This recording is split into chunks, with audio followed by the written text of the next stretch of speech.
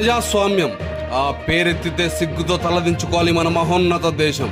ప్రజలచే ప్రజల కొరకు ప్రజలు నిర్మించుకున్న అతి పెద్ద లిఖిత పూర్వక రాజ్యాంగం కలిగిన మన దేశ సార్వభౌమత్వం ఈ ప్రజాస్వామ్యం. కానీ ఎక్కడ ప్రజాస్వామ్యం, ఎక్కడ ఉంది పార్లమెంటరీ సార్వభౌమత్వం? సంస్థాగత ఎన్నికల నుండి సార్వత్రిక ఎన్నికల వరకు ప్రజలే ప్రభువులుగా, ప్రజాస్వామ్యమే దేవాలయంగా నిర్మాణమైన ఈ సార్వభౌమిక స్వరాజ్యంలో ప్రజల పాత్ర ఎంత, ప్రజల కంచాల్లో మిగిలిన కూడెంత? మా కోసం నాయకుడిని ఎన్నుకొని చట్టసభలకు పంపిస్తే జేనిగలై ఓటరు రక్తం పిండేస్తున్నారు.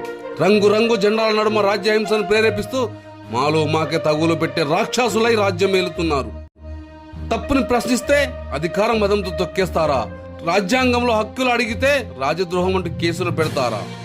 పెద్దోడికి అన్యాయం జరిగితే పేలిన తూట పేదోడి కాడికి వచ్చే నాటికి తుప్పుపడుతున్నాయి. ధనుకుల గళ్లలో వేల కోట్లు, పేదోడి ఇళ్లలో బకాయిల నోటీసులు. ఇదేనా ప్రజాస్వామ్యం? ఇదేనా నా సార్వభౌమిక దేశం? అవినీతి పాలనకు రోజు రెక్కలు వస్తుంటే ఆకలి కడుపులు నిండేదన్నాడు. ముందు వరుసలో ఉన్న నాయకుడి గడిసె నిండితే వెనకబడిన వర్గాల ప్రజలకు పథకాలు అందునన్నాడు.